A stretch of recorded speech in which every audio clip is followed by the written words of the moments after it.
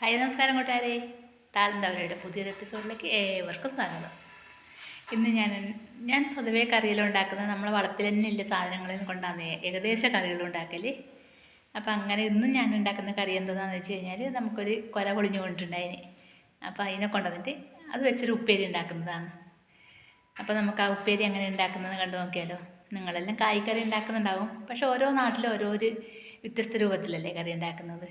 ഞങ്ങൾ കാസർഗോഡ് തന്നെ പല സ്ഥലങ്ങളിൽ പല രീതിയിലാണ് കറി ഉണ്ടാക്കുന്നത്. കായ്ക്കറി എന്ന് പറയുന്നുണ്ടെങ്കിലും പല രീതിയിലത്തെ കറികളായിരിക്കും.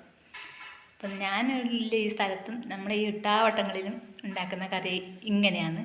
അപ്പോൾ അതെങ്ങനെയാണെന്ന് കണ്ടു നോക്കിക്കോളൂ കേട്ടോ. പോകാം വീഡിയോയിലേക്ക് പോന്നോളൂ. ഇതാണ് നമ്മുടെ കൊല. അപ്പോൾ നമുക്ക് കറിക്ക് ആവശ്യത്തിനുള്ള കുറച്ച് കായിൽ തിരിഞ്ഞെടുക്കാം.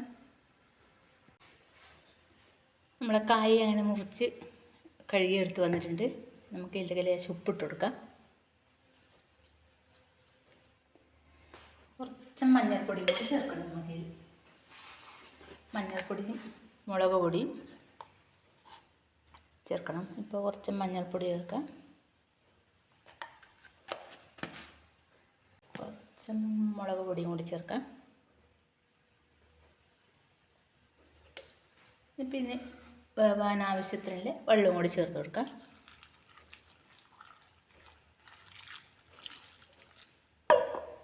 നമുക്കിതൊന്ന് അടുപ്പത്ത് വെച്ച് വേവിച്ചെടുക്കാം. നമ്മളെ കായ അടുപ്പത്ത് വെച്ചിട്ടുണ്ട്. ഇനി ഒന്ന് നമുക്ക് ഇളക്കി കൊടുത്തിട്ട് അടച്ചു വെച്ച് വേവിക്കാം.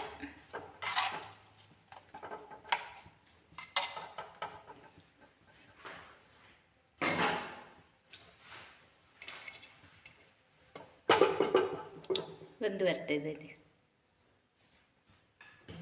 ഇതിപ്പോൾ കായ് വെന്ത് വരുമ്പോൾ നമുക്ക് അതിലിടാൻ വേണ്ടി തേങ്ങ ചിരകി വെച്ചത്, കടുക്, കുറച്ചും കറിവേപ്പില, കുരുമുളക് പൊടി. ഇപ്പോൾ നമ്മൾ കായ് വെന്തു നോക്കാം. കായ് വെന്ത് വന്നിട്ടുണ്ട്. പക്ഷേ ഈ കായ് പെട്ടെന്ന് അടിക്ക് പിടിക്കരുത്. കായ് ഇടക്കിടക്ക് ഇളക്കി കൊടുത്തിട്ട് അടിക്ക് പിടിക്കും. പക്ഷേ വെള്ളം വറ്റിയിട്ടില്ല, വെന്ത് വന്നതേ ഉള്ളൂ. അപ്പോൾ നമുക്കിതൊന്ന് ഇളക്കി വെച്ചിട്ട് ഒന്നും കൂടി അടച്ച് വെച്ചിട്ട് കുറച്ചും വെള്ളം വറ്റിയതിന് ശേഷം നമുക്ക് ഇതിലേക്ക് നമ്മൾ തേങ്ങ ഇട്ട് കൊടുക്കണം, കുരുമുളക് പൊടി ഇട്ട് കൊടുക്കണം, അതിലിടണം. അപ്പോൾ നമുക്കിത് ഇപ്പോൾ ഒന്ന് അടച്ച് വെച്ചിട്ട് ഇതിൻ്റെ വെള്ളം വറ്റാൻ വേണ്ടിയിട്ട് വെക്കാം. വെള്ളം വറ്റി വന്നതിന് ശേഷം നമുക്ക് തേങ്ങയിലിട്ട് കൊടുക്കാം. അടച്ച് വെച്ചു. അപ്പോൾ നമ്മൾ വെള്ളമെല്ലാം വറ്റി വന്നിട്ടുണ്ട്. കണ്ടില്ലേ, വെള്ളമെല്ലാം വറ്റി വന്നിട്ടുണ്ട്. ഇനി നമുക്ക് നമ്മൾ കുരുമുളക് പൊടി ചേർത്ത് കൊടുക്കാം. ഈ കായക്കറി ഉണ്ടാക്കുമ്പോൾ കുരുമുളക് പൊടി മസ്റ്റാണ് കേട്ടോ. അതിട്ട് കഴിഞ്ഞാൽ അതിനൊരു പ്രത്യേക ടേസ്റ്റാണ്. നമ്മൾ തേങ്ങയും കൂടി ഇടാം. തേങ്ങയുടെ ഒപ്പം ഞാനൊരു 2 അല്ലി വെളുത്തുള്ളി ചതച്ചിട്ടിട്ടുണ്ടായിരുന്നു. അപ്പോൾ അതും കൂടി ഇട്ടിട്ട് നമുക്കൊന്ന് നന്നായി ഇളക്കിയെടുക്കാം. തേങ്ങ കുറച്ച് ഇളക്കി എല്ലായിടത്തും എത്തിക്കും വേണം. ആ തേങ്ങയുടെ ഒരു പച്ച മണം പോകണം, മറ്റേ പെട്ടെന്ന് കറി മോശമായി പോകും. അപ്പോൾ അതുകൊണ്ട് ആ ചെറുതീയിൽ വെച്ചിട്ട് ഒന്ന് കുറച്ച് സമയം നമുക്ക് അതിനെ ഇളക്കി സെറ്റാക്കി എടുക്കാം. അന്നേരം തേങ്ങ വെന്ത് കിട്ടുകയും ചെയ്യും, എല്ലാ ഭാഗങ്ങളിലും തേങ്ങ എത്തുകയും ചെയ്യും.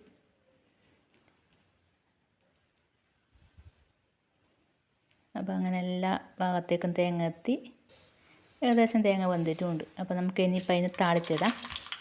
കുറച്ചും കടുക് ഇട്ടിട്ടുണ്ട്, കുറച്ചും കറിവേപ്പിലയും കൂടി ഇട്ടിട്ട് കൊടുക്കാം. പിന്നെ മുളക് നമ്മൾ പൊടി ഇട്ടതുകൊണ്ട് ഇപ്പം മുളക് ഇടേണ്ട ആവശ്യമില്ല, മുളക് പൊടി ഇട്ടിട്ടുണ്ടല്ലോ. അപ്പോൾ അതുകൊണ്ട് ഇപ്പോൾ പൊടി ഇടുന്നില്ല. അതിന് മൂത്ത് വരുമ്പോൾ നമുക്ക് ഇതിലേക്ക് കറിയിലേക്ക് ഒഴിച്ച് കൊടുക്കാം. അപ്പം അങ്ങനെ നമ്മളെ കായ്ക്കറി റെഡിയാകാൻ പോകുന്നുണ്ട്. ഇനിയിപ്പോൾ ഒന്ന് നന്നായി ഇളക്കി സെറ്റാക്കി നമ്മളെ കായ്ക്കറി റെഡിയായി ഉണ്ടല്ലോ. നമ്മളെ കായ്ക്കറി നല്ല അടിപൊളി കായ്ക്കറി റെഡി ആയിട്ടുണ്ട്. അപ്പോൾ എല്ലാവരും ഒന്ന് ഇങ്ങനെ ഉണ്ടാക്കി നോക്കിക്കോളൂ കേട്ടോ. അപ്പോൾ നമ്മളെ കായ്ക്കറിയുടെ വീഡിയോ എല്ലാവർക്കും ഇഷ്ടമായി എങ്കിൽ എന്താ ചെയ്യേണ്ടത്?